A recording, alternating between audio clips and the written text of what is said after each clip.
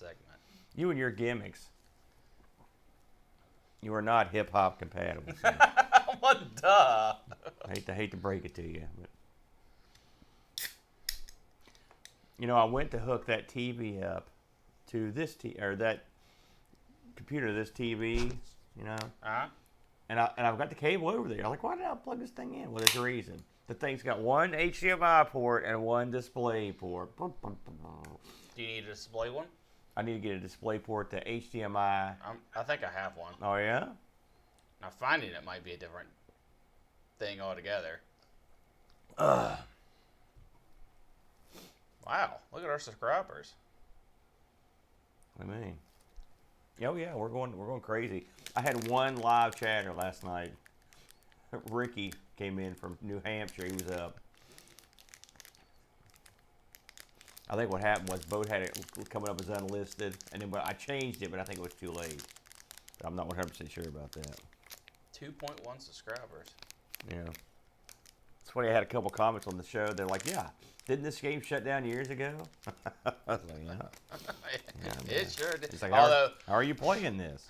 you need to not be streaming that on the Amigos channel. Seriously. Why? Cause you don't want to risk it. There's a ton of people streaming. Aaron, you don't want to risk it. How hard is that to understand? No, I think that's crap. There's nothing wrong with playing that online. Yes, there is. Dude, there are tons of people read playing the that. terms, Aaron. Read the terms and conditions. There are tons of people that are playing it. If someone had a vendetta, they could get the channel shut down because of it. Why risk it? Why risk it? Why risk You're it? overreacting. Why risk it? Please. One, why risk it's enough. Don't need 6. Well, but you're not answering me. Because I think you're overreacting to something. What does that have to do with me? What? So everyone, why is no one has been shut down because of COH? Nobody. How do you know? And I know. Don't you think I would know? On Twitch, people have been shut down for it. I've not heard a single 100%. Time. I don't just follow told Twitch. you. Well, so you say a lot of weird, crazy stuff. Yeah, and I'm right 99% of the time. And then you're like, oh crap, you're right again, Brent. How did that happen? That right there shows why I'm not listening to that comment you just made. I've never said that in my life. Well, maybe you should start. Maybe that's where that's never happened. I've been sitting here this whole time with my charger, my phone, and I forgot to charge the phone. Hey, wow, we got a good crew already. Just in time to hear us quarrel. What else do? We got Pixels, we got Daisley, we got Duncan Styles, Free Lunch, Picard. Man, what are you guys doing up? Remember, it's not early there. Actually, what is it your all's time, local time? For folks that are in chat. How close am I to cracking frame? Ooh, pretty close.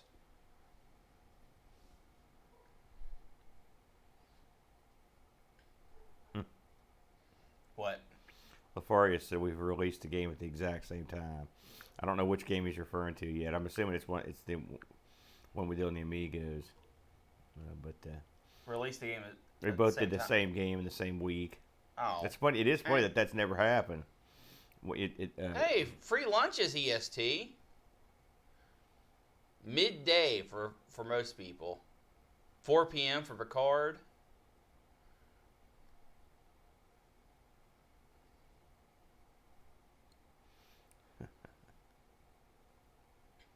I don't even know what game LaForest is talking about, but we've. I mean, does that matter? Listen, it's his show is vastly different from ours, and not in a bad way. I just try to keep Boat in line. That's the show. Duncan and Pixels are in the same time zone. All right. Free Lunch is in our time zone, and Picard is 4 p.m. He's in space. That's why it's a little bit different out there. They're on star dates and whatnot. All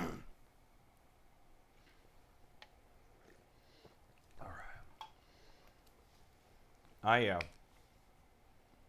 I did enjoy having to not look around and try to find the games this week. I enjoyed it a lot more since I was just like, hey, games. And you were like, here you go. Yeah. I did enjoy that. Yeah. Although you did that last week, too. It's about time you started stepping up. Wait, please. You never took down that other magnet either. I know. I did not. I did actually reposition that one. You can see how much better that looks after I tinkered with it. So I like these things. They should be good to go. Those magnets are so strong that we had to pull them off with a chisel. Oh, free lunches in Florida. Yeah, I believe he's just moved to Florida, haven't you, Free? As I recall.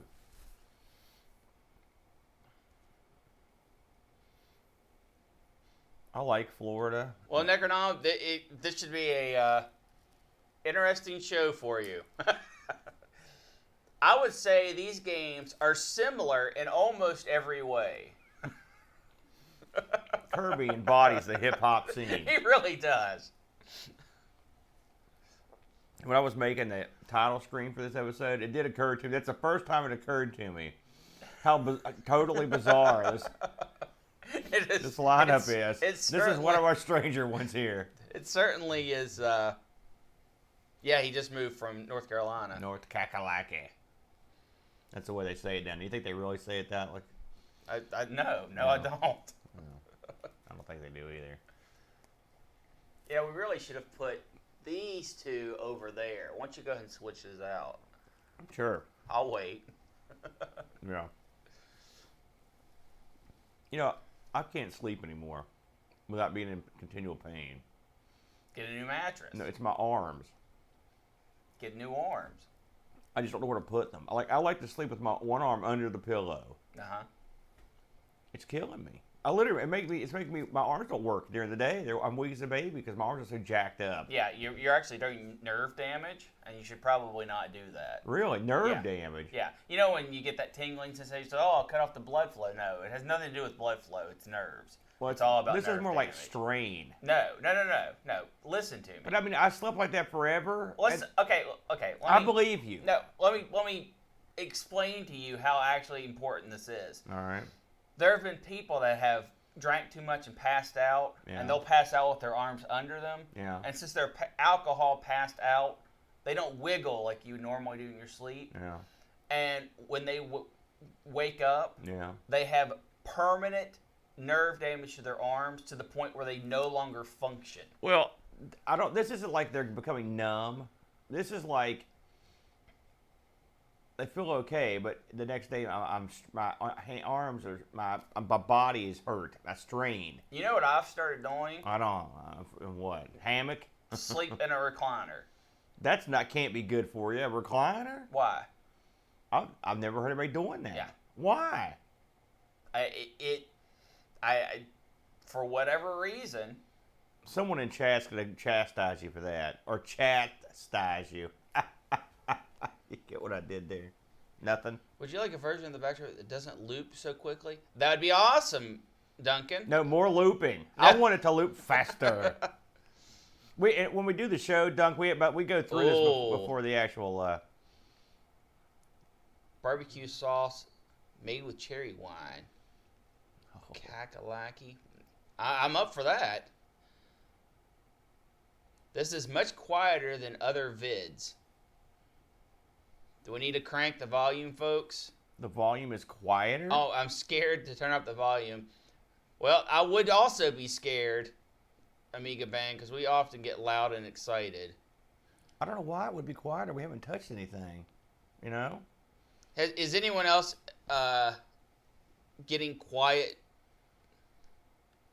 Of course, they update that infernal utility, and it never, ever... Okay, I'm going to... no, it is a common thing. We're going to slightly increase the volume, guys. Oh, man. So watch. Man, we haven't touched the volume knob for a long time. Okay, memorize where they're at. All right, you got that? Maybe I should take a picture. It'll last longer. That's right. Well, because I can't remember nothing. When I say memorize stuff, it's like saying, walk on air. It's the exact same results. We've got a few seems fine to me, and a few needs to go a little bit higher. Okay, here we go. So we're ever so slightly headphone users. How about that? Did that help any? We are now ever so slightly louder.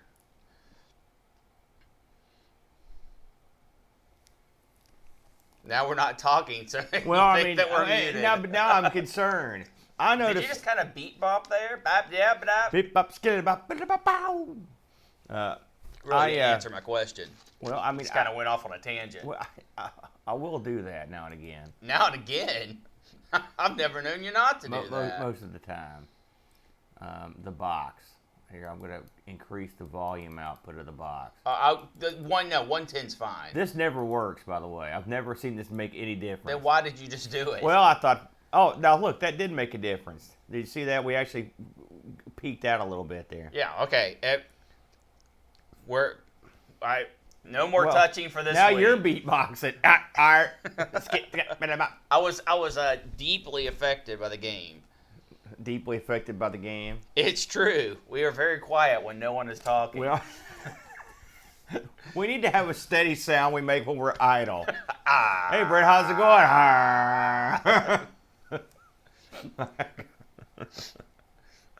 I sort of do that. Do we need an idle sound for humans? It's the everything is okay alarm. That's right.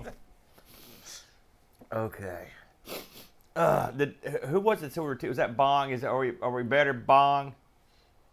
He said that helped a little. Well, a little. You know, I'll take it. That's in my book. That's a win. This is the first time in my entire life someone said, "You know, you're not loud enough." Yeah. You know, it's like what? Yeah. It's stunning to me. Terry hates when we're together. What? Because that makes two of us. We're loud goofs. We're not as bad as me and Mike Lilly. He's partially deaf, isn't he? Does Mike have an ear issue? No, he has eye issues. Oh, that's right. Sorry. Otherwise, he's so loud. He's a big, loud goof. Yeah. He is also. I mean, you are too, and so am I. I've got a good excuse for it, though. All right, let's hear it. My hearing's jacked up. Well, from working in Lexmark all these years. Hear better. Well, listen. When deaf, everyone knows that if your hearing's a little off, it makes you loud. Plus, I got a lot to say, and people need to hear what I'm talking about all the time. But you're so loud, it just comes off as. That is. Yeah, I know. I'm not gonna lie about that. You need to scoot my way a smidge because your little arm keeps it going out of that frame. See, you're ruining the illusion that we're in this Tron planet. Can you imagine living here? It just farming seems like it would be difficult. Where would you lay down? It's brutal. And in the sun, it's shaped like letters. It can't be healthy. This is if the Tron world, if they just let it go. It's like we constructed this Tron world on a TI-99, and it's like they never upgraded. So this is it. They never got any better. Look at these notes I got here. Watch. You know, you can reverse the color. Oh, no. Use all the toner. That needed to be bold. That's not bold. Fortune favors the bold notes. Look at these notes. Man, I could read the crap out of these. I can hold these. I'm making a talk. You want to know something about the GameCube? Here you go. This will be rough on the podcast. Daisley says we need an ARG City Heroes server. Oh, Dad, we sort of have one. Kinda. Now, see, Dasley, I was just getting abused by Jerk McGee here for no good reason, I might add. That was an experiment in live broadcasting. So now, what does this mean?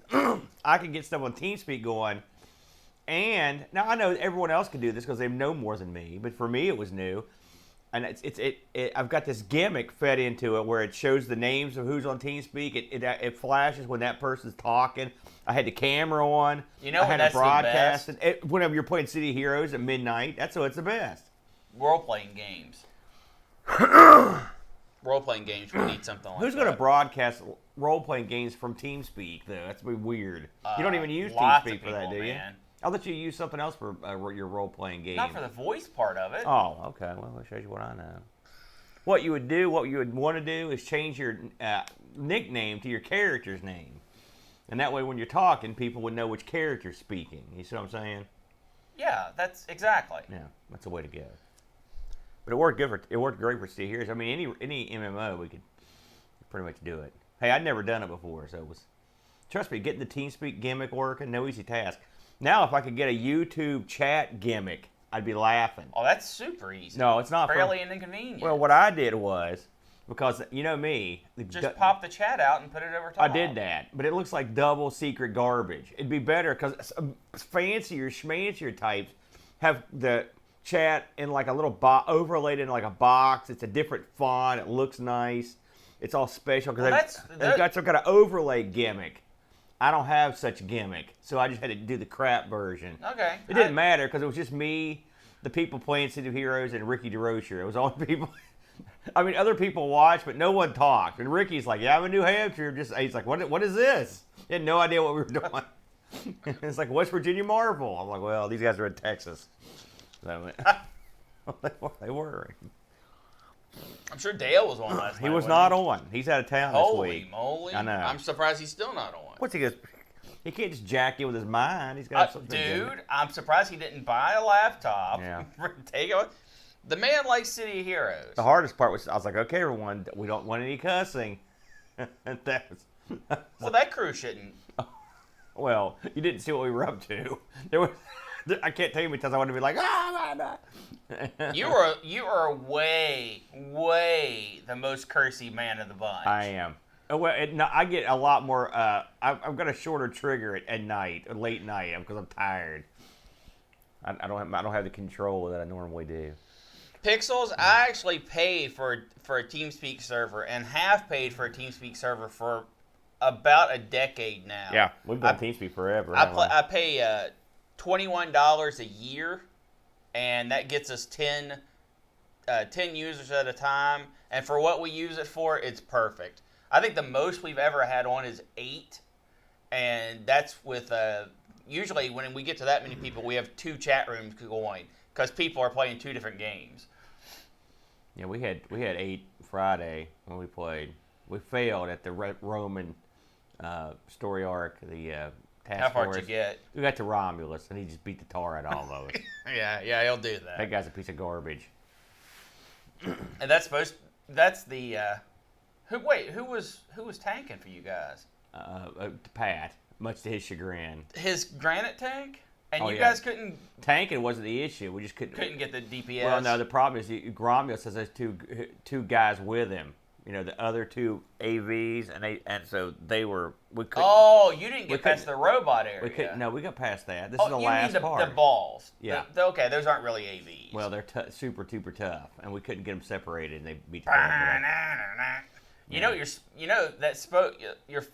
supposed to beat him down, and those little orbs resurrect him, and you beat him down again, beat him down again. That sounds hideous. Well, that's what you're supposed to do. Well, it's just it doesn't normally work like that. Trust me when I say we did not beat him down. No, we fought him. He actually gained health when we punched him, like the Hulk. So we didn't do too good.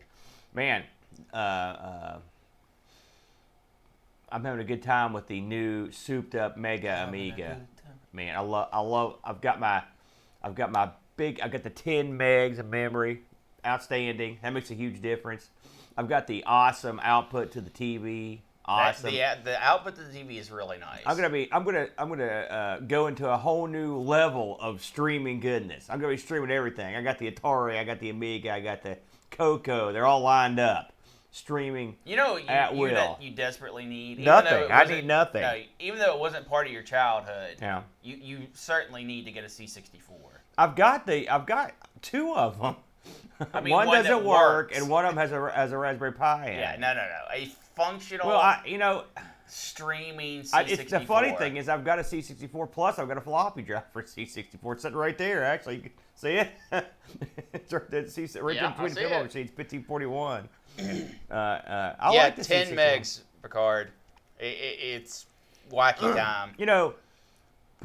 He's got an 8 meg chip and then the 2 on board. Yeah. So don't. Yeah. But I mean, I was telling Brent, I've been laboring with 1 meg of fast memory and so I was like, surely I could update this. And then I thought, and because the Amiga, the memory's so wacky a lot of times, and the peripherals are so wacky. It's like, what kind of chips does this thing take? So I looked. It's like, this thing takes standard PC RAM. I'm like, dope. And I looked. It's like, I bought 2 8 meg EDO Sims for $9. Shipped. I was like, why have I not done this? Why did I not do this 5 years ago? Yeah. You know, dumbness is why. Just lack of knowledge about the accelerator, or it's not an accelerator, the expansion card I've got in Picard has 128. Well, I know Picard's got that. I'm going to guess Picard that does not regularly use all the memory. Yeah. Listen, Picard's running the spaceship up there. All I'm doing is playing stunt car racing. That's right. You know what I mean? So there are different requirements when you, you know, when you're there. So I understand. All right, Aaron. I'm laboring with a frog in my throat this morning. I don't know what's happened. I felt great when I went to bed. I'm trying to work it out here. I shouldn't have ate that frog before the show. I was probably Super Frog. Nah, it's an okay platform. Are you kidding me? All right, it's a crap. Did you not watch the Boat Plays the Platformer episode? He's killing everything. Killing it. He's laying waste. It's funny. He on the show, he hates everything. But I watched his show about the platformers. And he's like, he loves everything. Like, he gives everything a good score. I'm looking at these ratings. I'm like, Boat, you don't like this game. How did it get like an 8 out of 10? Well, it checked all the boxes. Did it fun? Well, you know, his criteria is interesting. But he's had a couple that he killed. And he's never been a fan of Super Frog. You know, I like Super Frog's a tough game. I like the theme. Yeah, but it's floaty. Yeah. It's got too many collectibles. I love the opening animation for Eric Schwartz. It's great. I like all the Schwartz stuff, too. I'll stick to my James Pond for my aquatic platform. It's funny. When me and Boat played James Pond 2, we liked it, right? Yeah. And I've been listening to some shows here recently, and I didn't realize there was some kind of weird thing going on where people are starting to hate on James Pond. Like, I listened to Retro Asylum. They did like a 16-bit like duel between the Super Nintendo and then Genesis and the Amiga. And they played games that were on each platform. And they, across the board, panned James Pond 2. And Boat panned it, too. He played. I was like, man, I remember liking James Pond 2. So I'm going to go back and give it another shot. Maybe these guys are going to be too tough. So, James Pond 1 I thought was okay. What are you looking at? What are you looking at? What is it? What's happening? Well, I don't know what you're doing. Is there a mouse over there or something? I don't know. Oh, jeez.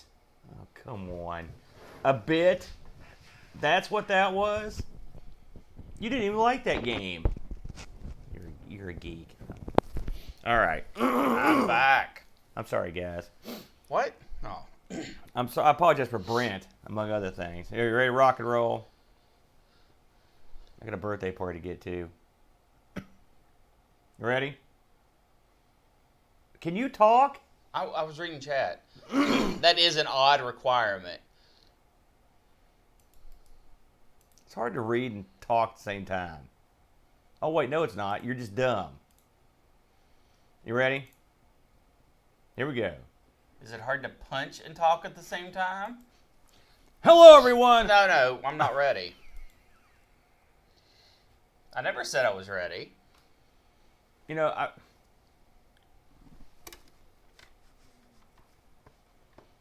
I'm gonna have to get some of the. I'm gonna have to release the crack, and if you don't shape up. Does this? Oh yeah. All right. One moment. Here, pull that. Huh? Pull that in part. Pull it better. There you go. Don't need that. Whee! Oh, look at this. Check it out. You're an idiot. You ready? Can we do this, please? Wait. I'll just do this gimmick now.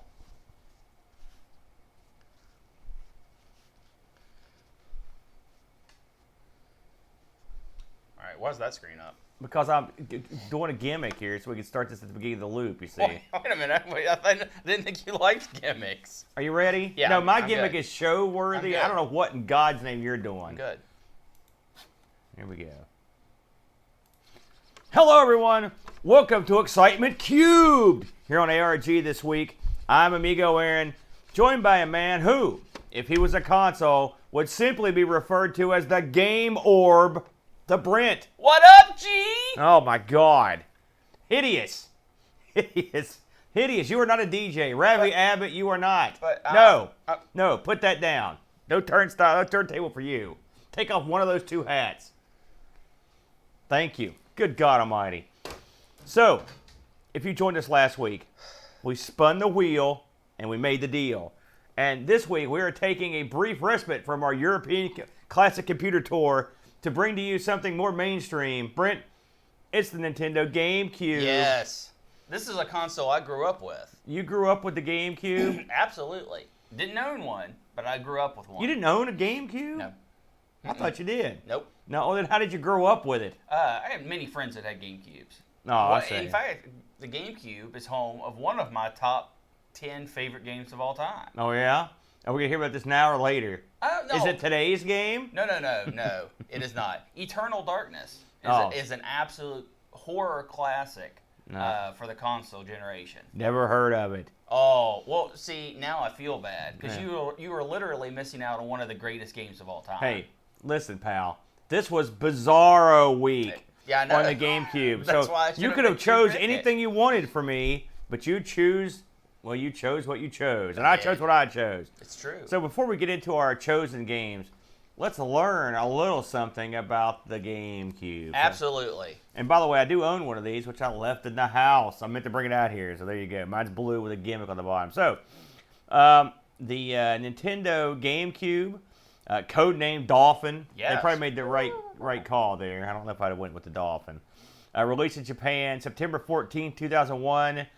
We got North American release November 18, 2001, and the Europe got it May 3rd, 2002. Once again, bringing up the rear, Australia, May 17, 2002. So the Australia got this 7 or 8 months after it was released back in the day. Now, you know I love to do this, and so I'm going to ask you now. All right. How many of these things do you think sold worldwide? Well, I know for Nintendo, this was a lower selling console. Mm-hmm. But it still sold a respectable. I'm going to say 8 million. You suck. You're horrible at these. 8 million? Yeah. No, wrong. Oh, worldwide? I said worldwide, and you're wrong right. in the U.S. too. I'll say 14 then. No, wrong. How? Worldwide, 21.75 million. Well, how many units in the US? were sold in the U.S. Just under 13 million. Wow. So yeah. Over half in the U.S. Oh, alone. yeah. And they sold 4 million in Japan. So, and in other regions, got the rest. So, that by Nintendo standards, this was considered sort of a dud. Yeah. In my opinion. And it's fun. The funny thing about this is, here comes Nintendo's sort of first foray into the disc era, right? I mean, This was their first game that had disc media. And they had to Nintendo it up and used the little mini discs for this one. Now, those mini discs could hold they could store way more than the cartridges on the N64 could. Oh, absolutely. But, of course, you've got a single-use game machine here. It couldn't play DVDs like your Xbox or your PlayStation. Yep. And that PS2 at this point. That probably cost them. Absolutely. To a certain degree. They're because the mini discs were in part an anti-piracy thing. Right. And I mean the GameCube remained uncracked for many years. It's funny, just a few. I don't know when they cracked it, but just a few months ago, I heard that there was a chip out that you could put in it, and believe it or not, you can still buy these mini discs, and you can burn them, and you could. But I mean, it seems sort of silly, which I'll get to that in a minute. So let's talk about what's in this weird little box. First of all, let's talk about the aesthetics. The actual unit itself is it's a lunchbox. It's goofy looking. It's a lunchbox. It is a cube. Cube with a handle. With a handle. I hate it. Now I've never liked the looks top of it pops open for the disc, and then you've got the ports along the front, 4 ports, I recall. And then my particular unit has a gimmick shoved under that lets you play Game Boy Advance. Well, that comes off. Right. But I mean, there's a spot there to put an add-on. I guess what I'm saying. An expansion port on the bottom. Yeah. And it's a light unit. Oh yeah. It's very compact. I mean, I actually like I like a tiny little unit like that. I think that's not I'm too okay bad. with all.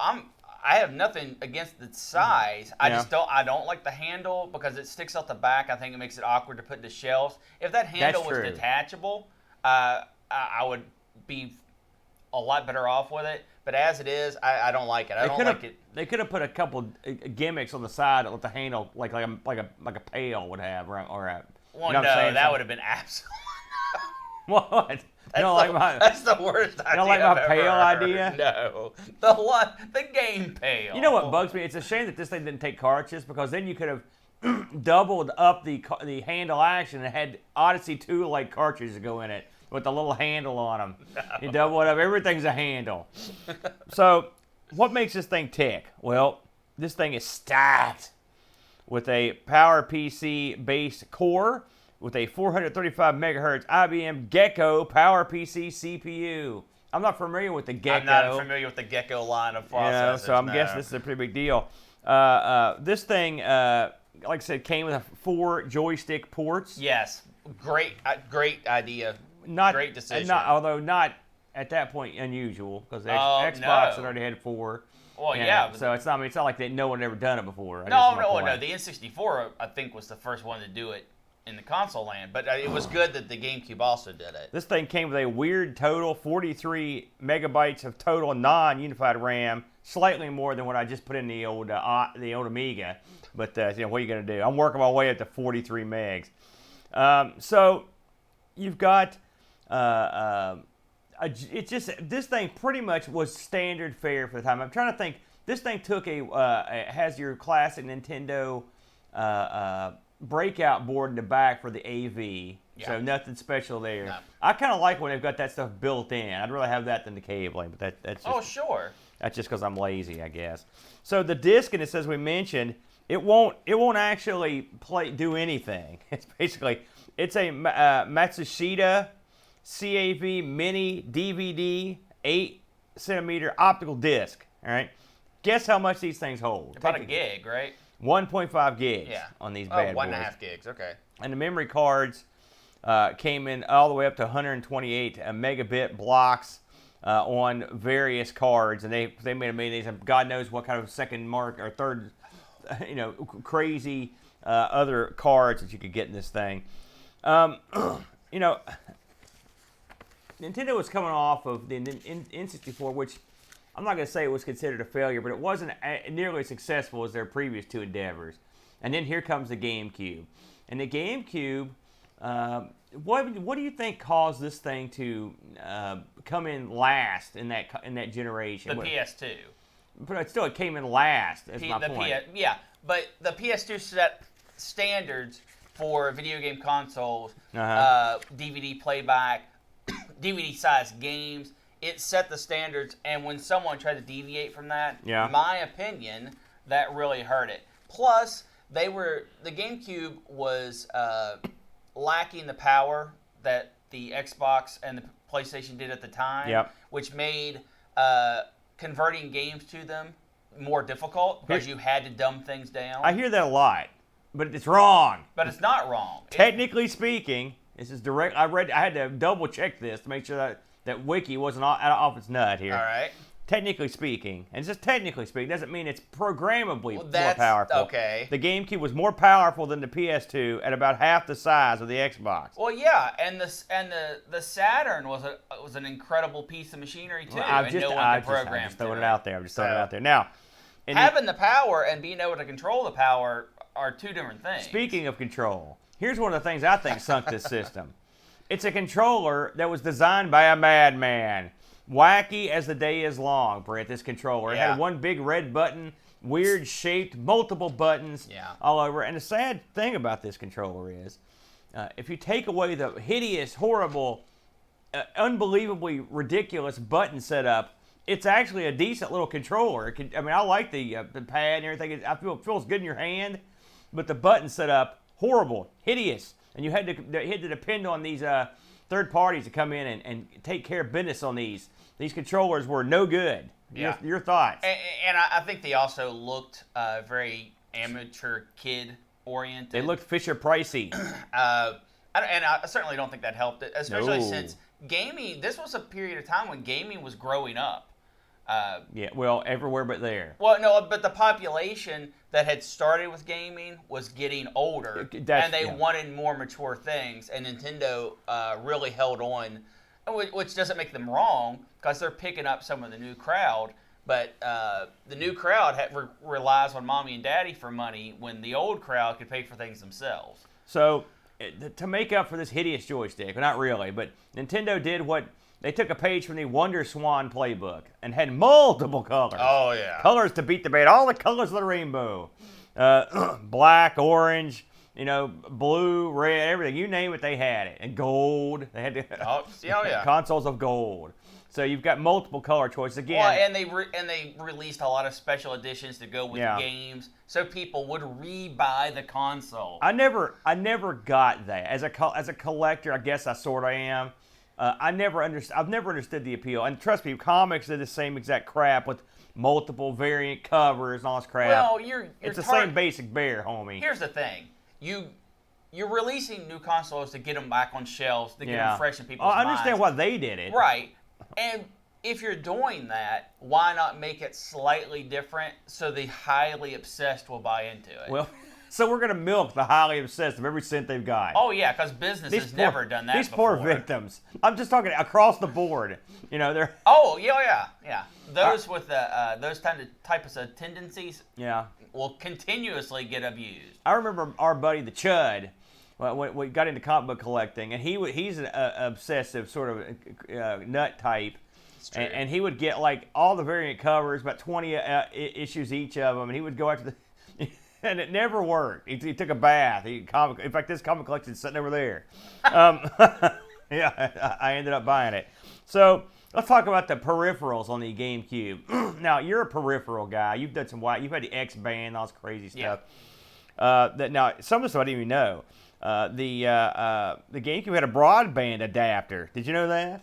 I've never used it. Yeah, I don't know if it was even released over here. It had a dial-up modem, so it had both. It was like the Dreamcast. It had both. Oh, okay. I was just saying dial-up. It also had that wacky Game Boy player. Now, this thing is actually pretty popular. That is crazy popular. And it's popular. A lot of people that like it are the people that on the YouTube community and Twitch, because they can use it to get. At the time, you could capture good game footage off the. Now, it's funny. I've got the peripheral, but I don't have the disc to make it work. So you got nothing. Well, I mean, I can listen. I know. I can make things happen, brother. If you know what I'm saying.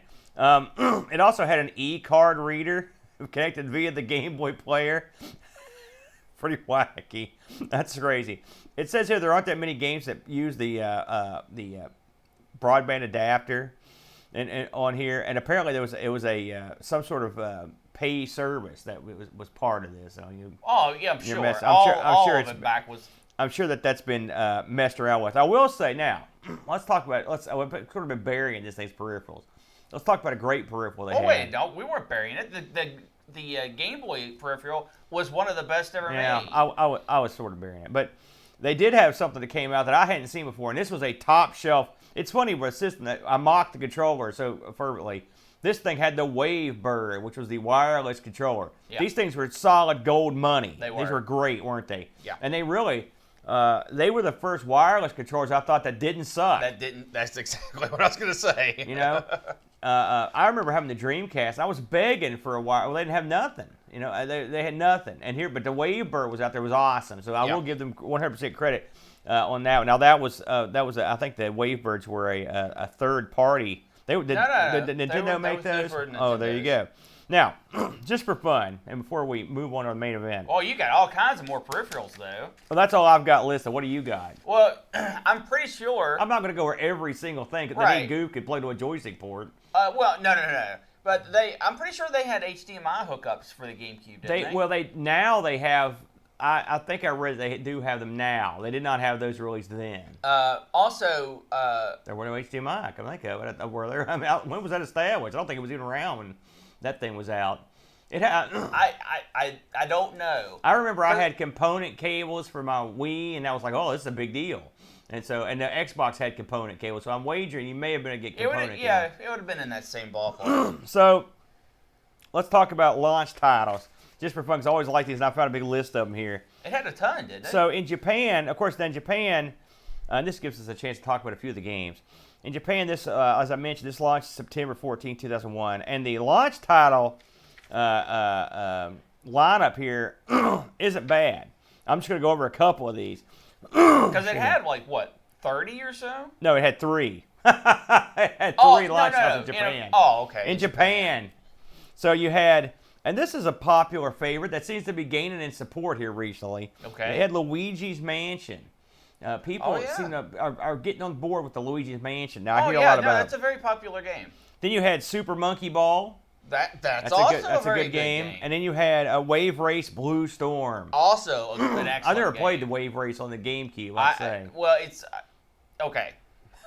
It's okay? It's good. Because it wasn't Wave Race with the big titles on the N64. On the N64, yes. Now, and I'm not going to go over all these because there's substantially more, but in the North American release, you got an all-star lineup of good and bad. So you, just to name a few here, you got Batman Vengeance. I remember playing that, and it was okay. You got Crazy Taxi. That's more of a Dreamcast game that you hear about.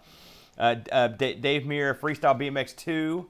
Then you've got a couple. You got, of course, Luigi's Mansion. You've got your Madden. You've got all your sports titles that came out. Now, here are the ones that I think are your console sellers here.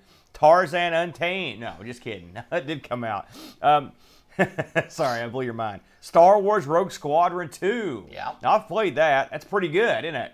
I thought that was a really good one. You also had Tony Hawk's Pro Skater 3. No. What do you mean? No, I like the Tony Hawk games. It died after 2, man. Well, I mean, 2 is the best, but I think 3 is pretty good too. So it had everything that came out in Japan. Then Europe, they got a few different titles. Again, keep in mind everything I already mentioned. You had Bloody Roar. Remember? Okay. I never liked Bloody Roar. Oh, it's okay. Burnout. Now the Burnout series game. Was great on the GameCube. That's where. But a lot of these aren't exclusives. Right. I'm just saying that's what came out. Cell Damage. That doesn't sound good. I don't know what that is. Donald Duck Quack Attack. ESPN International Winter Sports. I don't know about that either.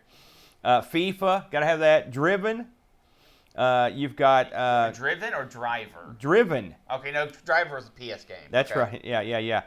You've got now. Here's one you wouldn't have expected to be launched. Sonic Adventure 2. Well, I mean, this was after the fall of Sega. So. Yeah, and XG3 Extreme G Racing. So you had that. They had by the time this came to Europe, I will say. The thing about waiting longer is you get better stuff whenever well, you do. You get better stuff, I think. So a decent console that just it was. I mean, if it had been released a few years earlier, it probably would have been a huge hit. But by that time, a few years earlier, yeah, well, it would have been pretty like amazing. you said, graphically, it couldn't hold on up with the big dogs at that point. And plus, Nintendo had sort of gained a rep, hadn't it, at that point? It's like, I don't know. Take a chance on one of these. Your hardcore Nintendo fans that will buy anything that Nintendo puts out, yeah, it was a no-brainer. Because it wasn't like the console sucked. I don't think anyone can claim the GameCube, that thing just sucked, because it didn't just suck. Where does this rank amongst the is this thing... Somewhere down there at the bottom with the Wii U. I mean, is it down there in that area? Because I mean, the Wii U was a kind of another console. Are you talking about success or just overall good console? Both, I guess. I mean, I think they're linked. I mean, to a certain degree. I mean, and one thing this is the last console where Nintendo sort of didn't take a chance either. They've been doing crazy stuff to this. I would put this above the Wii U.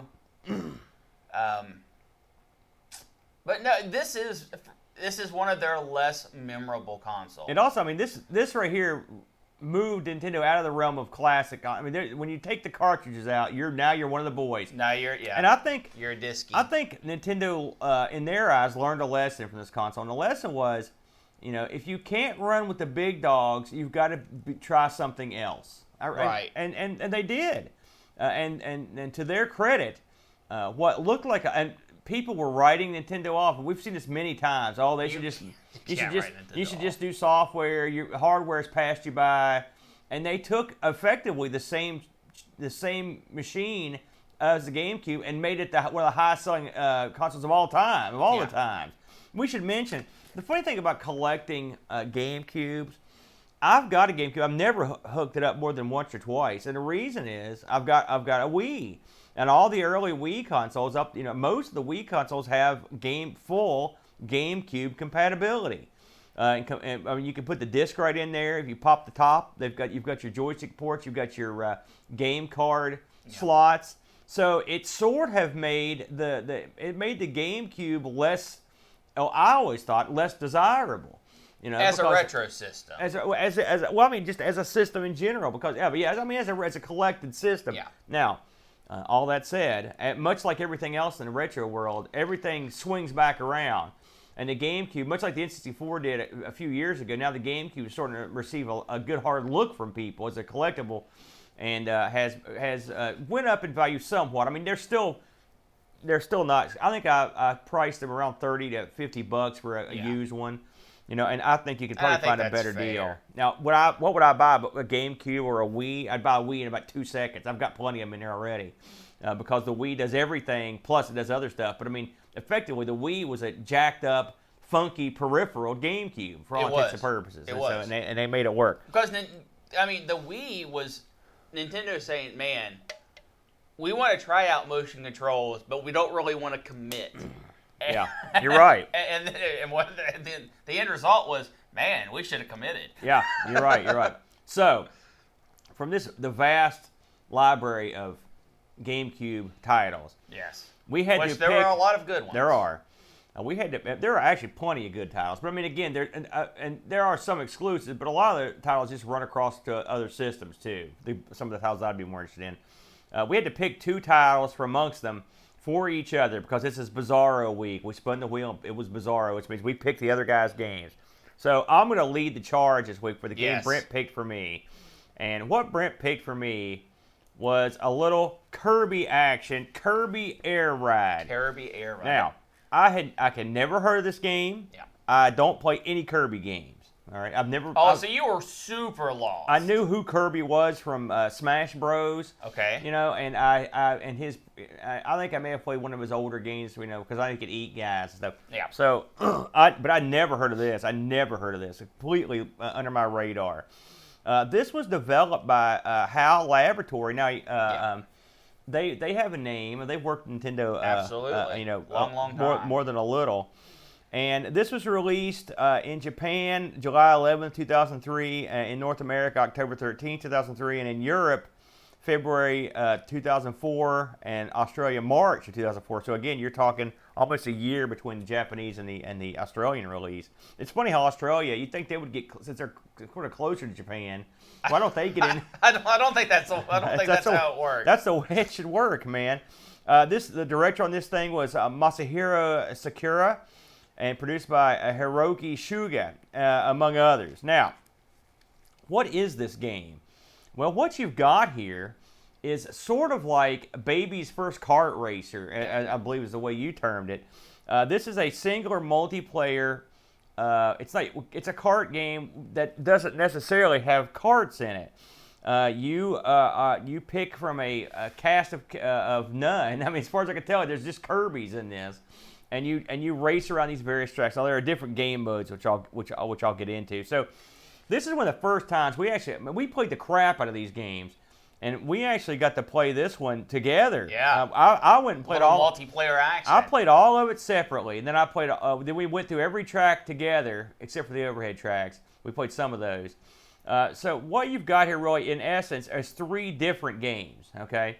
The first game is your straight up kart style racing game.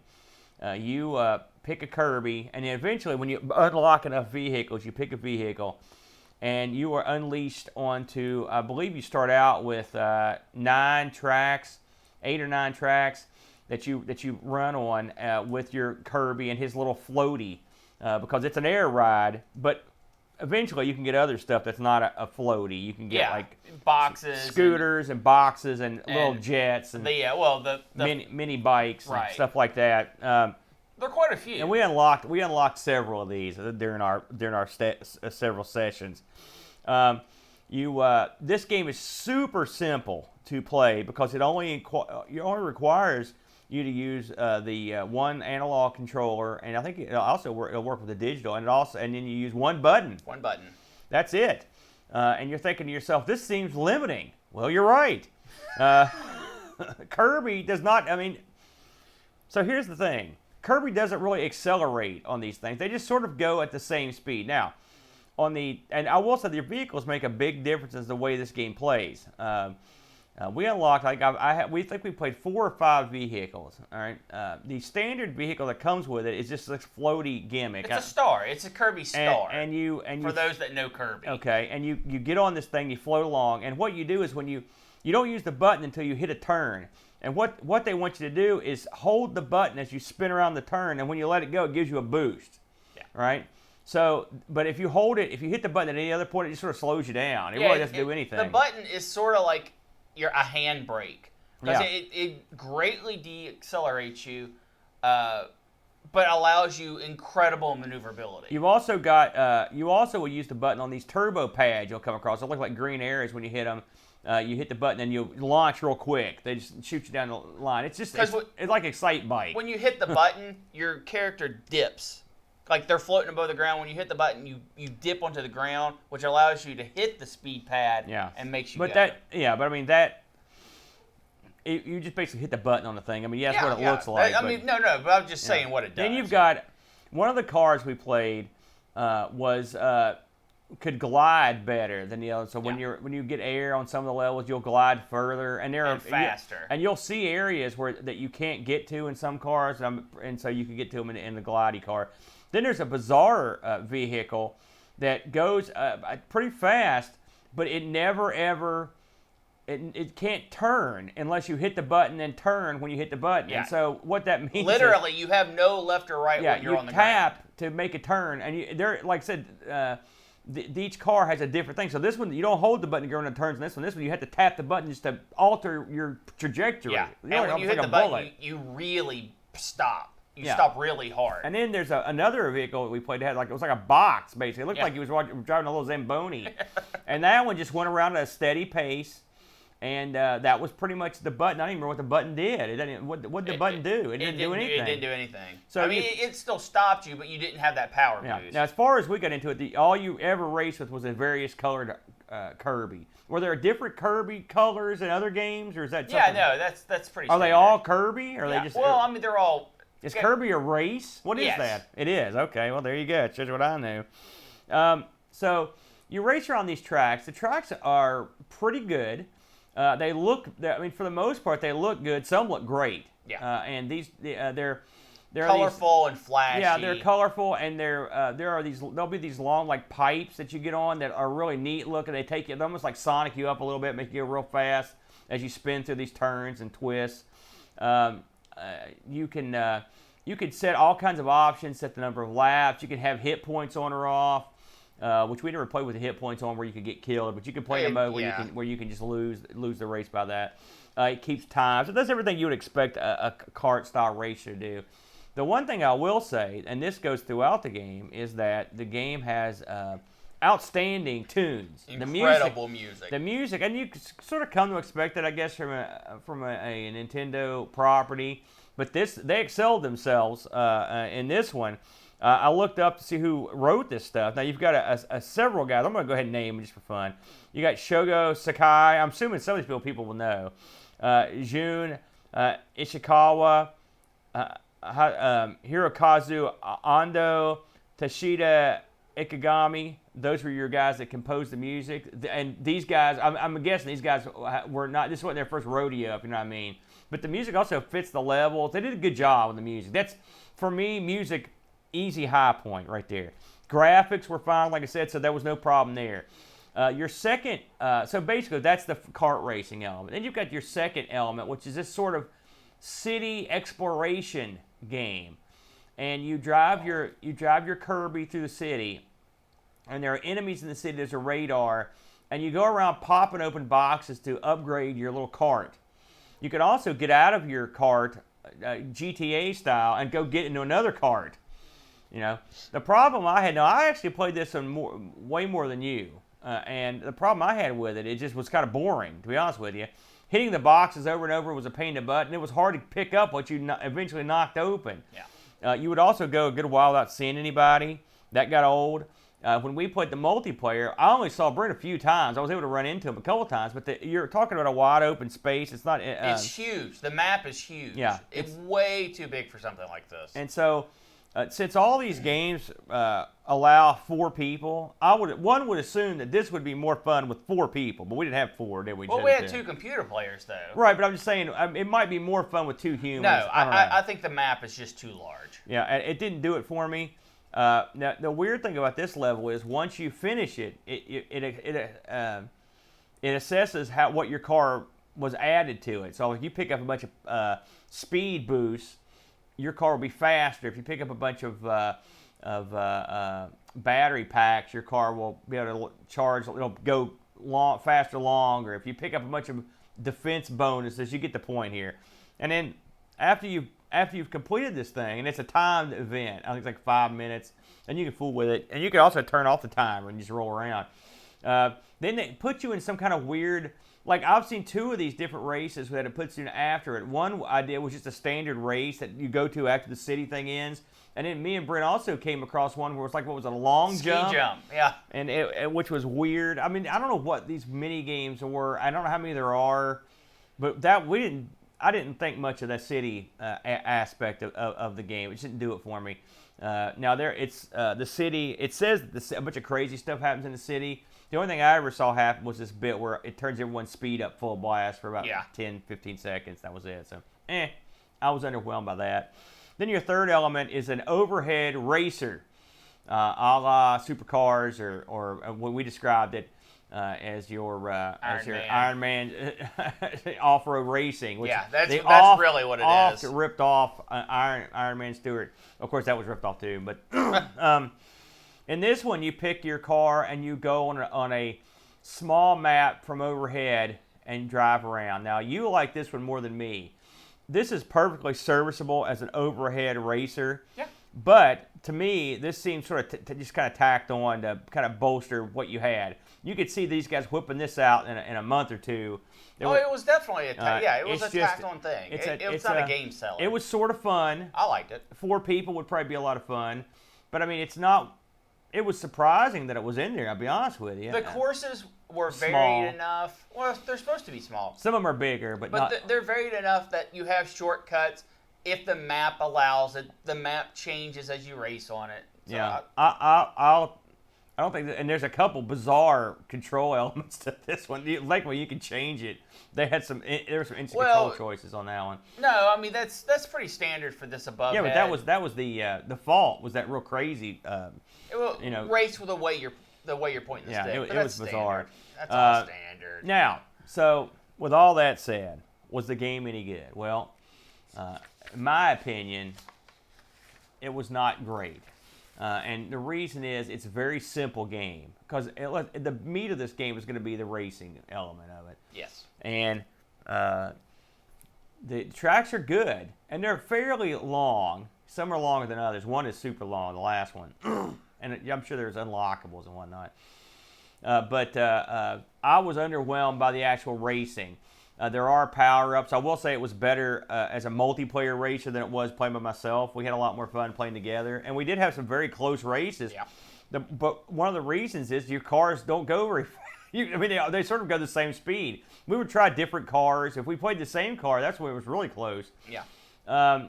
This would be a good intro into kart racing. Maybe that's what they were thinking when they put this thing in there. There are tons of unlockables. Every time you do something the game likes, it takes you this screen that's like a grid, and it pops up and says, "Okay, you did this," and so you unlock that. So you've got that ability. Apparently, this was one of the games that also supported LAN play, which we obviously couldn't try that. That's kind of neat, but I guess that's sort of ridiculous at this point because no one really cares. So another big problem I've got with this game is the fact that it's a Kirby game. What the hell is Kirby doing in this? They could have put it... I mean, explain to me. Now, you're a big Kirby guy. Okay. It seems to me Kirby gets in a car and drives around, right? So it's not... No, or floats around, all right, or whatever he's riding. His star. His star is actually... But I'm saying, putting Kirby in this game, this could have been anyone's game. With a few minor modifications, This had zero to do with Kirby. I know Kirby enough to know that. I disagree. He doesn't eat nobody. Yes, he does. He doesn't, I mean, it's not like... No. In the same powers you always see in Kirby games. You can get the sword. You can shoot the little lightning eye things. You can turn into a wheel. You can get wings, turn into the bird thing. And those are power-ups, their version of power-ups in the level. So that is what ties this to a Kirby Okay, now game. allow me to retort, if I may. All right. It doesn't look like he's eating anybody. It looks like he runs over a power-up. No, that's incredibly wrong. He eats them, and he squashes down just like he does in the Kirby I played the game. games. It looks like a power-up in a kart racer. No. You could have had anybody. You could have put Mario in there, Sonic, anybody. And all the power-ups he eats are things from past Kirby games, even when he turns into the wheel. They're generic. They're not generic. They're Kirby. They're generic. They're Kirby. This is some tacked on crapiola, in my opinion. You just don't know the lore. You don't know the game. Listen, I'm telling you, you could have put any character in this with a few modifications. You can't deny that. What game is that not true? Well, I'm just saying, there's nothing here that ties for me that ties this to any sort of Kirby game. I mean, Kirby ever raced before? Like this? I mean, is Kirby have a history of racing? I mean, it's a kart game that has Kirby. It doesn't have, and the thing is, it doesn't have anyone else. So if you're hung up on characters, I hope you like Kirby. This is his air ride, and you're stuck with it. You're not getting anybody else. You don't select different characters. You select different carts. Now, okay. Go ahead and finish your summary, your incorrect summary. No, it's totally correct. Listen, if you were a person playing this game, just like me, all right, normal guy, you're going to get in this game, you're going to cruise around with Kirby, you're going to run over power-ups, and you're going to get them, and to varying degrees of success.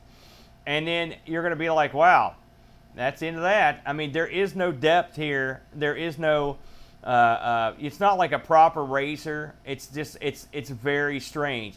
You ever ride those cars at Kings Island? You're like, oh, these are race cars. But in actuality, you can't go very fast. They're on a track that you can't get off of. And you just you're basically feeling, they could ride without you, is what I'm saying. You don't have to even be there. That's sort of the way this game feels. Like, you could probably put the joystick down and go get a pop, because your guy's going to keep going forward the entire game. You know what I'm saying? It's just, it's a safety game. It's a safety game, and it didn't do it for me, man. I mean, it's okay. I think there was a good racer here that just sort of kidified down. And this right here is a game that, if you put it on the list of reasons that the Gamecube didn't do well because people thought the games were too kidified, this is an incredibly kidified game, and with a tenuous tie to a Nintendo property. What would you give this out of 10? Oh, normally I won't do a but I'm putting you on the spot. Number out of review. 10. I would say probably. I mean, I did have some fun, so I would probably go somewhere in the C range. That's so not out of 10. That's okay. Let's say C is a letter. Okay, let's say 76. 76%. Out of 10. 7.6. Oh gosh. How's that? You don't know how to use. Okay, so you gave it a 7.6. Okay, 76 out of 100 then. Okay. I said that. Are you done? Yeah. Okay. This game's not very good, but it's not for the reasons why Aaron says. It is. It is very Kirby. It has all the elements that you would expect from a Kirby game, where you're eating people and you're gaining their powers, and those powers do help you in the race. The driving in this is very strange and different from other kart racers because there are tons of U-turns. And I mean absolutely go the other way as sharp as you can U-turns. And the reason why they do that is that's the whole gimmick of the game. Yep. Is hold the button to brake, to swing around real hard, charge up, let go, burst of speed down the track. So personally, I didn't like that track design. Even after I understood what I was doing, I didn't like the track design because it's a whole lot of back and forth. So for me, the track design on this was really poor. Even with that gimmick, the track design was very poor. There are certainly a lot of sections of the track where you get on rails, and it's true. You can jump from rail to rail, but you're just going, and the game is playing itself. And that happens in every level. And when you're on the rails, you literally are just sitting there doing nothing. Other problems with it, the RC Pro-Am style overhead racing game was probably, for me, the best part of the whole game. Because I like that type of game. It was neat that the power-ups were still there and still had some functionality. The way the stages changed to allow you to get shortcuts, to get ahead of your opponents. I liked all of that. The city, roam around, get power-ups to go into this final area. I hated it. It was just driving around for 5 minutes, picking up power-ups to do this one little bonus thing at the end, be it a race, be it a jump, be it whatever. I didn't like it. It just took too long, and driving around in the cityscapes were very, very boring. Now, was this game designed for me? No. It was not designed for me. It was designed for probably kids between 8 and 12 who are, that's already a target of Kirby.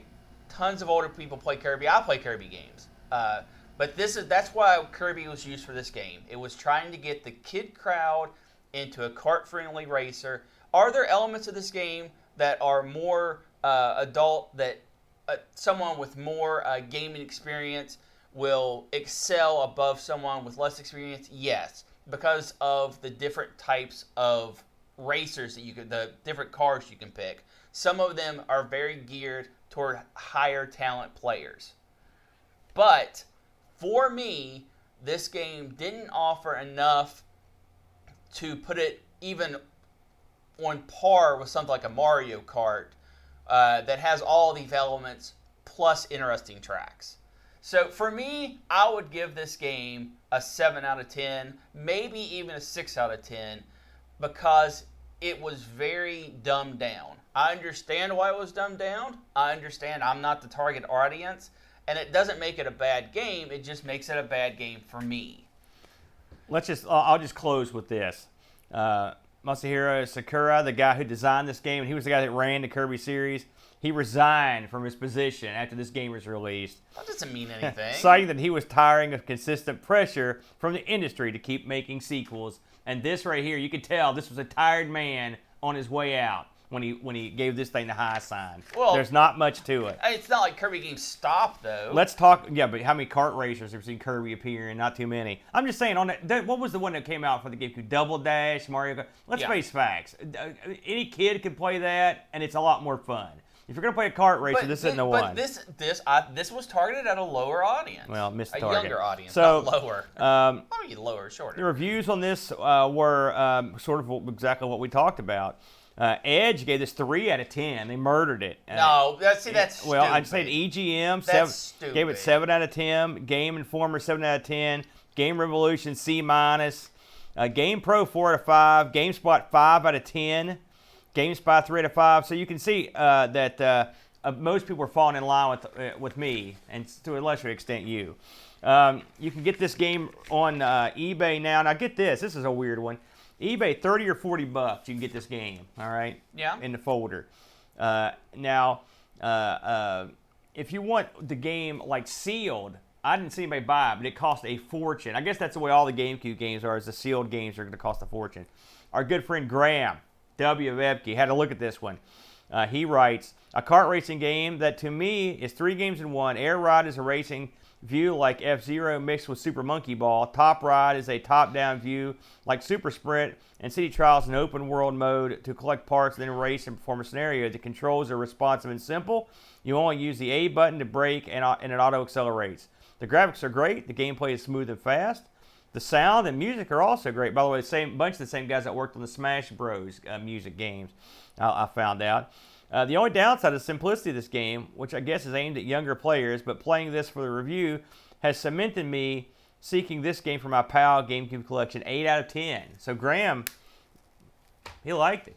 I think he liked it slightly more than we did. Yeah, 8 out of 10. He's got some kids in the house. I think this is a perfect game for kids. Speaking of kids, don't let your kids play this next game. I picked this for the Brent. Because we wanted to get now. We've gone from we're going from one extreme to the other. Brent, tell us about your game this week. Aaron gave me Def Jam Fight for New York, and yeah, I guess we're gonna fight for New York. So let's go way back. It should be Fight in New York. It really should be, yeah. Let's go way back. Before we talk about any part of the game, we have to talk about what Def Jam is. Because if you don't know, you're going to be really confused why Def Jam is at the front of this title. Yeah. Def Jam is a record label that came to existence about 1984. And their beginnings were just to launch their own record, right? They had a music single that they wanted to produce, and they didn't have anyone to produce it, so they actually made their own production company and launched it. And after that, it did really well. And they were able to bring on more and more bands. And in the beginning, it was pretty much anyone they could get. They got Public Enemy was a big one. They had Slayer, huge metal bands.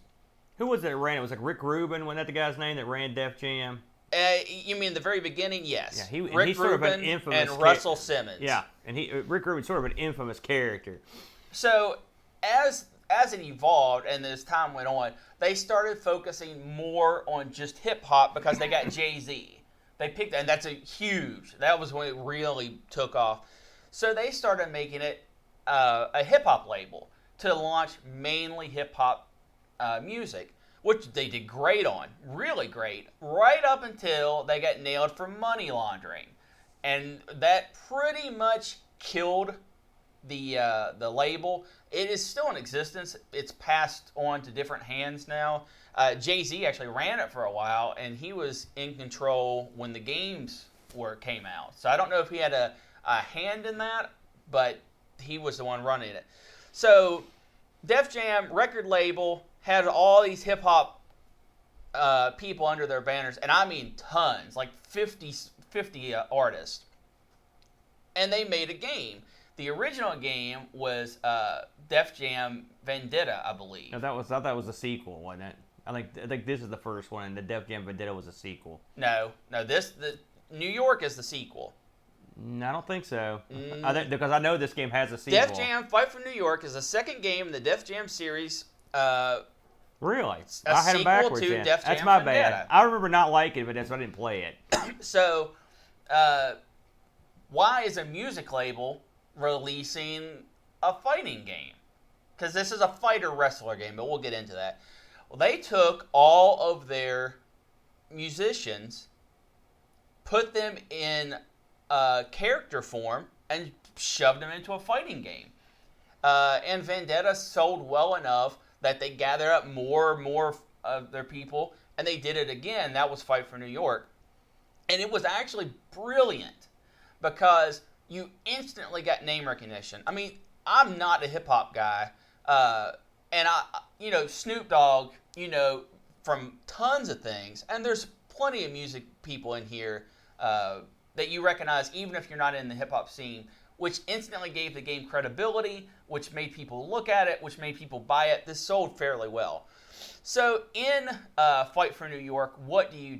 Well, you play a no-name schlub, the character you make, and the very first scene is you freeing one of the club bosses, from the cops, breaking them out.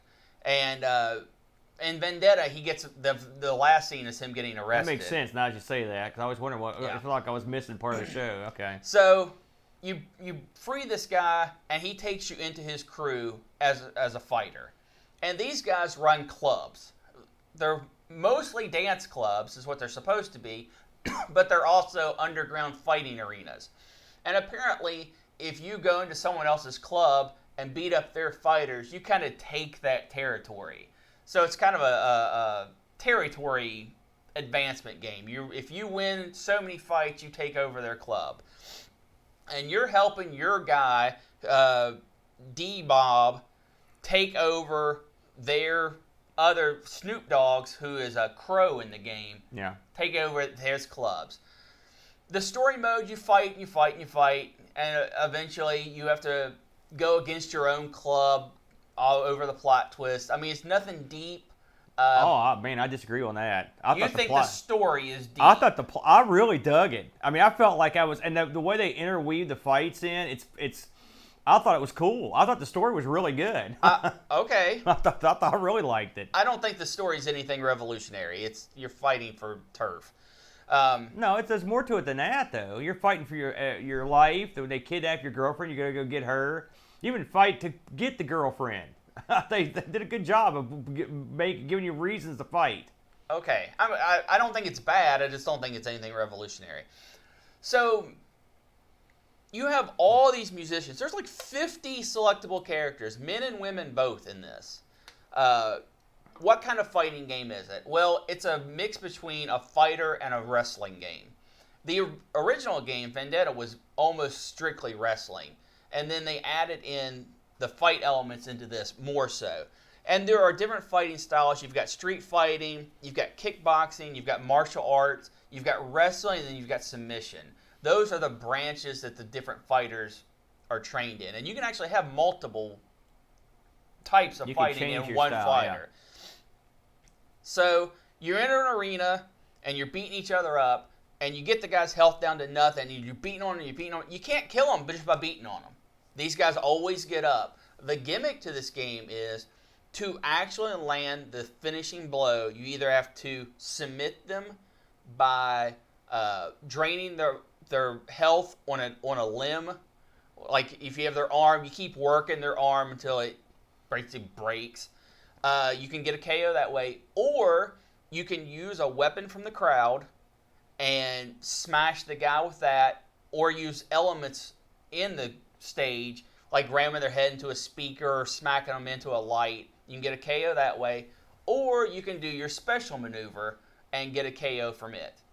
That's very important because it's actually very cleverly woven into the game that for the crowd to like you more, you have to buy newer, more expensive clothes, newer jewelry, and then they'll help you out more. So I thought that was a very clever way of making that an important part of the game, getting new outfits, getting new clothes. I think you can also beat the guy if you have a real good combo going. Because, I mean, I've punched him and did some stuff to lay down. It depends. Yeah. Like, the Street Fighters can KO a guy with a haymaker. Kickboxers can do it with a strong grapple strike.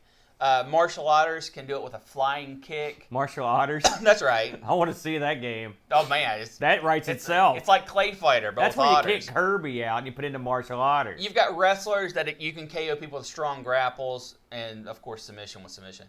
So the fighting in the game is pretty good. The create a character in this is pretty good. There are lots and lots. I think there's like 80 different finishers you can assign to your guy. Yeah. And like I said, the roster is like 50 characters deep. And they're all crazy looking. And they're all voiced.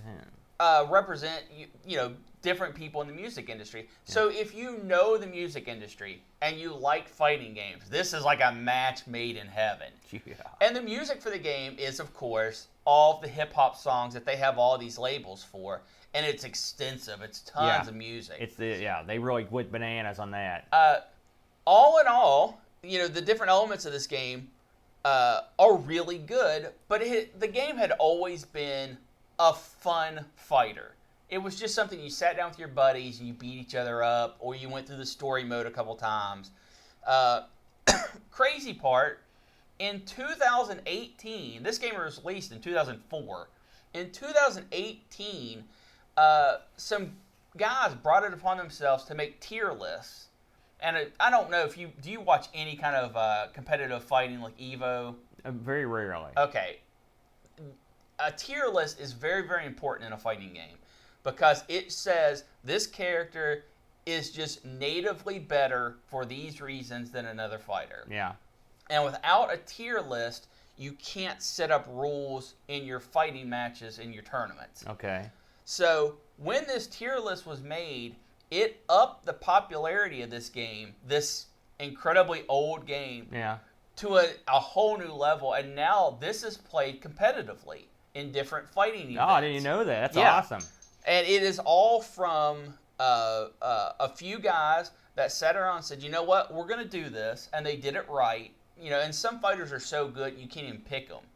And of course, they're not going to go back and balance this game. That was never the intent. It was never intended to be a serious fighter. But now that someone has a tier list, they're starting to do more with it. So overall, this came out. Something else I need to mention. This didn't just come out for GameCube. I know.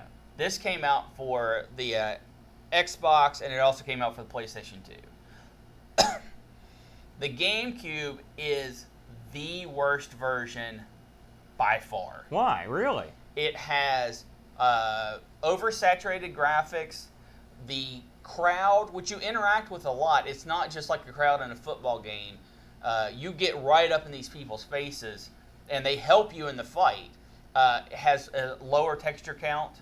The music and the sound is muffled. In the story mode on the Xbox and the PlayStation, your character can have 6 different voices. Yeah. If you want to sound real gruff, or if you want to sound kind of sweet, the GameCube you get 1. So it really shows some of the limitations of the GameCube. That the Xbox and the PlayStation were able to do these things, and the GameCube wasn't. Mm-hmm. But still, overall, I think this is a pretty fun game with deep roots in hip-hop, and you could not have this game as it is without the hip-hop license, without the hip-hop characters, because the whole flow of the game for fighting for these clubs is very ingrained in that sort of mentality. Mm-hmm. What did you think? Well, I've always been a fan of this game. I already played it mostly on the Xbox, but I had played the GameCube version. I know someone that had it. And this is one of those games you're like, I would never play that. Well, until you play it, and then you're like, I got to play that. One thing you didn't mention is the game was built, the engine of this thing was built from the guys over at ARG, who did all the great N64 wrestling games, and they've worked the WWF games forever. So these guys have deep roots into that sort of engine, making it some sort of combative engine. I can say without hesitation that this was by far the best wrestling style game on the Xbox, the original Xbox. Nothing came close. And on the GameCube, now the GameCube had a couple good wrestling games, so I'm not going to say that on here, but as a fighting engine, it's great. You've got 4 simultaneous players that you can pick, which is awesome. This is the answer to the question, what if they evolved Pit Fighter?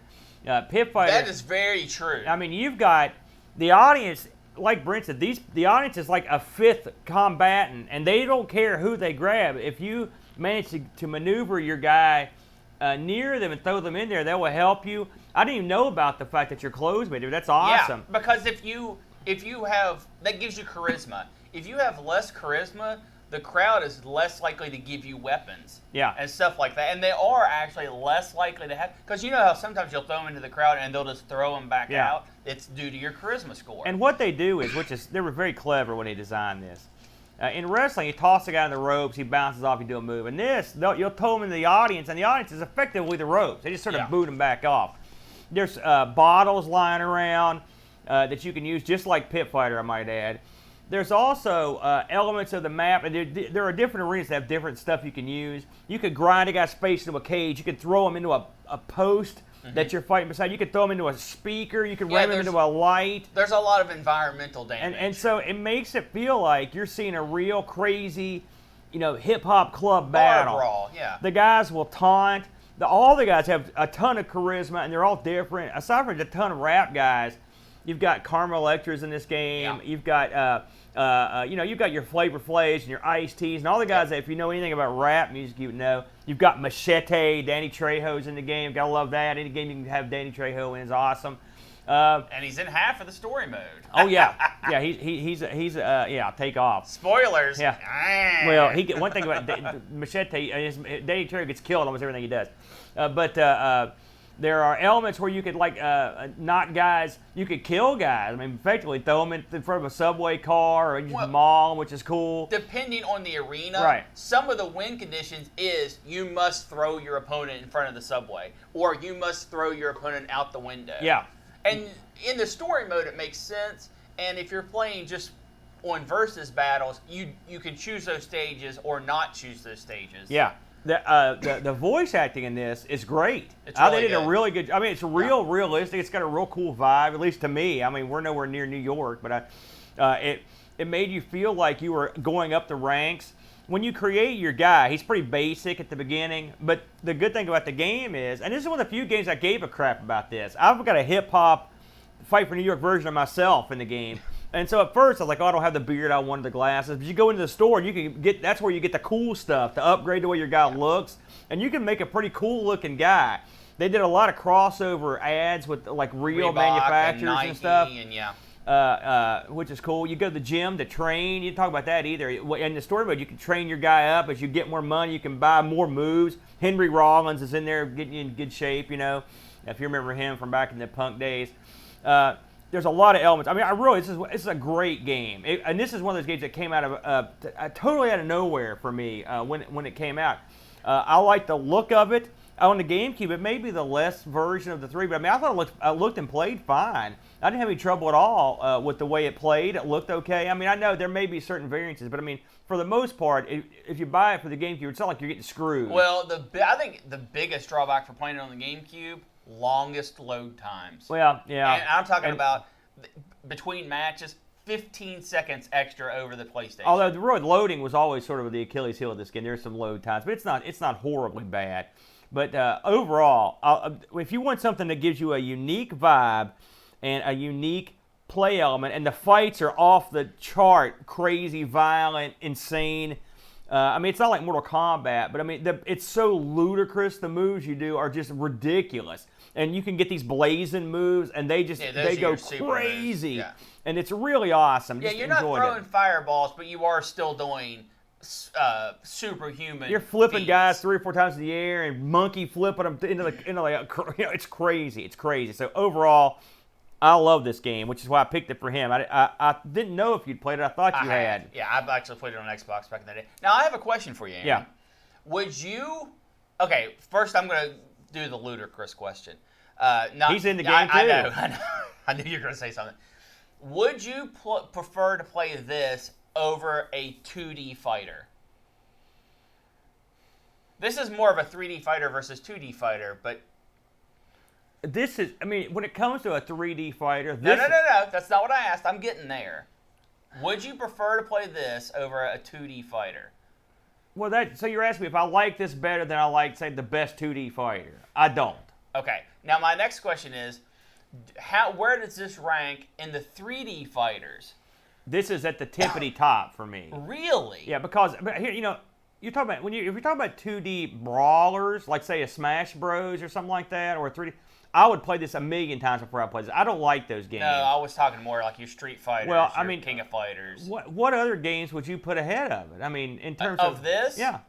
Fighting Vipers. Oh, no way. Are you kidding me? No, Fighting Vipers? Yeah, that game is overrated. Because no one likes Fighting Vipers. No, I mean, no, it's coming back. People start to talk about how great it is, and it's not that great. It's weird looking. Sorry, it is. My problem with this game is it's not deep. It's rock, paper, scissors at its core. It's the Aki fighting system. Yeah, but for me, I don't. That's not what I really want in this for 3D fighter. Of wrestling games, I would put wrestling games above this too. I would rather have crazy grapples. I mean, there's tons of crazy grapples in this. Don't get me wrong, but I would rather have WWE style wrestling moves over this game. But I do feel that for a pit fighter, which is a perfect example, a pit fighter style game where this is just absolute brawler with great environmental damage, this is among the tops of those. I think we can both agree that they took a license and squeezed every drop out of it with this game. I mean, you could not, and you're talking to a couple doofusy, doughy guys from West Virginia, but I'm down with the clown. In fact, that's all they needed was the Insane Clown Posse, which they're not part of Def Jam. But believe it or not, I believe at one point they were on the Disney music label, if you can believe that, back in the day. Clowns, we can both agree that this is a great game and sort of a hidden gem these days. I didn't realize it made a comeback, and that's awesome. So for the prices of this, yeah. Crazy Time, the GameCube PAL version is the cheapest you can buy this game. Yeah. But the GameCube North American license is among the most expensive versions of this game. Weird. Running from $17 to $50, which is kind of crazy. And then, of course, if you want your box copy, you're looking at $110. Graham had a look at this one, Brent, and he writes, for whatever reason, I can't get into the Def Jam series of games, and I find the whole concept pretty much dross after you've played one. I thought the wrestling and fights were okay, but it relies too much on the finishing combos. Graphics are good. However, the story I found was near tragic, and the voice acting was not great at times. But that's funny, because I thought it was really good. It probably is one of the more approachable games though, for gameplay in this genre, and you don't necessarily need to enjoy the setting to be able to spend time with the wrestling and the battles. It's for me, it's just confirmed not to add to my PAL GameCube collection. 5.5 out of 10. So I think that score is a little harsh, but I can certainly see if this is not your thing, if you don't like a lot of cursing or a lot of violence, then this game's not for you. Like Boat won't be playing this one anytime soon. And you know, I don't think you're wrong for saying this game's not for you. No, there's nothing wrong with it. On the other hand, I love violence and cursing, so it's great for me. Hey, real quick before we move along, I priced an actual GameCube, and just I wanted to mention this. Like I said, you can get one for about $40, $25 to $60. Box, you're looking $75 to $90. If you want one new in box, they're out there, and I had to double check this price. $1,830 for a brand new mint. No one's paying that. Mint and money GameCube. Speaking of mint, you know what it's time for. We've got to mine the wheel, my friend. Let's mine this sucker.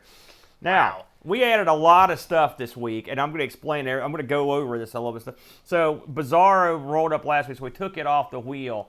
And we added, amongst the things we added, let me just kind of take the wheel here. We've got Super Graphics. Super Graphics right there. The Micro B, a computer from Australia. It also got added, and we've also added the chat subject choice. So you in the chat room, get ready for a subject choice if need be. So Brent, if you'll do the honors to spin the wheel, we'll make the deal here.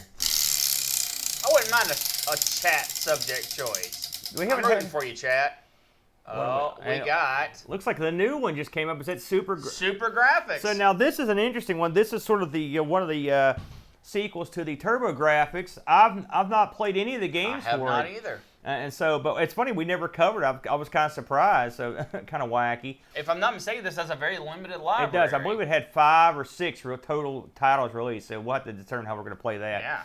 Yeah. Thanks for joining us, everybody. I want to mention that we are also a podcast. We do podcast and we stream video live every Sunday morning at 9 a.m. Eastern Standard Time. So look for us on any of your favorite podcatchers or whatnot. Brent, who do we have cooking the chat today? In chat, we've got Retro Man Cave, Amiga Bang, Mohawk Maw, Picard made an appearance. We have a little bit of, what theme is that? Airwolf. Airwolf, thank you. Oh, now we're copyright strike. Good job, Aaron. Necronom was in chat. I know Pixels was up there. Jan made a stop by. A lot of people. It was a crazy chat day. Beautiful, beautiful. That's great. Well, we appreciate everybody stopping by. So, are you fired up for some Super Graphics next week? Oh, free lunch. Free lunch. He's always around. He's giving a free lunch. Daisley stopped by. Duncan Styles, of course, who made our incredible background. Yeah, absolutely. Steve stopped by. I have also had a submission for music, believe it or not. Oh, excellent. You might want to mention that again. I'll be unveiling that along with the artist's name and his multiple compositions on this week's trailer at the end of this thing as the credits. So, we are out of time, my friend. You ready to? Time. Wow. Yeah, we went an hour and 10 minutes. Too long. So, thanks for joining us, and please stop back by next week. We'll have another look at some wacky stuff. Yeah. Until then, bye. Wow, we ran really long. I tried to hurry you up. You're like, let's go all the way to the beginning of time for chat. You're like, let's see what's going on. I don't want to leave anybody out. You know, something might actually be going on because I got buzzed twice during that. That's my mom. Well, listen, guys. Wait, thanks for wait. joining us. So we can stop. I've got to do Luke's birthday party, so I'm going to skedaddle. Oh, maybe that's what was. Maybe that's why we were getting buzzed. We'll see you guys next week, and go home and play some Yeti for God's sakes. Yes, if you missed last week's show, be sure to take a look at Yeti. Mm-hmm. Oh, Angus, I didn't even see you. Oh, that might have been your first time you chatted. Oh no. I just missed him. I just suck. Sorry, man. Yes, you suck. Correct. We'll try harder next time. Adios, muchachos. He'll try harder. I'm always awesome. See you later. Don't hit the X. Hit the stop. I'm hitting the X. That'll stop it. He's just gonna close. Get out of here, OBS. I'm gonna hit something if you know what I mean. Def Jam style. Pull it right in the sub.